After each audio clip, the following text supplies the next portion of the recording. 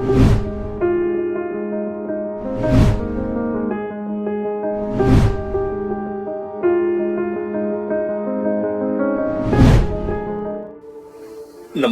मित्रों, क्रांति वेलनेस प्रस्तुत निरामय स्वास्थ्य का प्राकृतिक राजमार्ग यह ऑडियो बुक में आपका स्वागत है।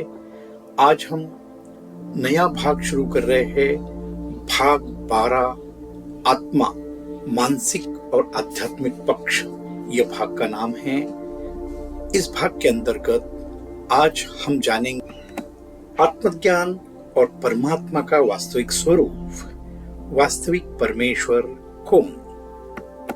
प्रिय श्रोताओं, मानव का जीवन का परम उद्देश्य है आत्मज्ञान की प्राप्ति। आत्मज्ञान का अर्थ है अपने वास्तविक स्वरूप को जानना और यह समझना कि जीव और परमात्मा में क्या भेद है। अक्सर भ्रम होता है कि जीव ही परमात्मा है, लेकिन गहन विवेचना करने पर यह स्पष्ट होता है कि जीव और परमात्मा में मौलिक अंतर है। तो जानते हैं जीव और परमात्मा का अंतर। जीव का स्वरूप, जीव सीमित चेतना है। उसका ज्ञान, शक्ति और आनंद सब सीमित होते हैं। यह शरीर, मन और अहंकार से बंधा हुआ है। वह जन्म और मृत्यु के चक्र में घूमते रहता है। श्रोताओं, जानते हैं परमात्मा का स्वरूप। परमात्मा अनंत, अविनाशी और सर्वव्यापी है। उसका ज्ञान और शक्ति असीमित है। वह सृष्टि का कारण, आधार और नियंता है। वह शुद्ध सतचित आनंद स्वरूप है। फिर वास्तविक परमात्मा कौन? वास्तविक परमात्मा वह है जो सृष्टि के आरंभ से पहले भी था और प्रलय के बाद भी रहेगा, जिसे समय, स्थान और परिस्थिति सीमित नहीं कर सकती, जो निराकार भी है और साकार रूप में भक्तों के लिए प्रकट भी होता है। शास्त्रों ने उसे सतचित आनंद कहा है। गीता 18:61 में कहा गया है, ईश्वर सर्वभूतानि उद्देश्यादुन तिष्ठति, अर्थात ईश्वर सब प्राणियों के हृदय में स्थित है। जानते हैं जीव और परमात्मा का संबंध। ममेवांशी जीवलोके जीवभूत सनातना, अर्थात जीव सनातन काल से परमात्मा का अंश है।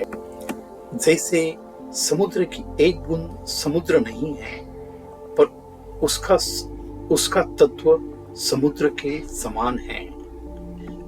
उसी प्रकार जीव परमात्मा का अंश है, परंतु अपनी सीमाओं के कारण वो परमात्मा नहीं बन सकता। आत्मज्ञान का वास्तविक अर्थ। आत्मज्ञान का अर्थ है यह समझना कि मैं शरीर नहीं हूं, मैं मन नहीं हूं, मैं शुद्ध आत्मा हूं। यह आत्मा परमात्मा का अंश है। उसका वास्तविक स्वरूप शुद्ध चेतना है। आत्मज्ञान के द्वारा जीव अपने अहंकार से मुक्त होकर परमात्मा की निकटता प्राप्त करता है। जानते हैं यह अध्याय का निष्कर्ष। जीव और परमात्मा में स्पष्ट भेद है। जीव सीमित है, परमात्मा असीम है। जीव कभी परमात्मा नहीं हो सकता, लेकिन वह परमात्मा का अंश है। परमात्मा ही वास्तविक सत्ता है, नित्य, सर्वव्यापी, सर्वज्ञ और आनंदमय। आत्मज्ञान का उद्देश्य अपने वास्तविक स्वरूप को पहचान कर परमात्मा से संबंध स्थापित करना। आत्मा परमात्मा का ही अंश है, परंतु जब तक वह अपने स्वरूप को नहीं पहचानता तब तक वह बंधन में पड़ा रहता है। अध्याय 1 समाप्त। मिलते हैं अगले भाग में। तब तक स्वस्थ रहे, मस्त रहे, खुश रहे। धन्यवाद। आपका दिन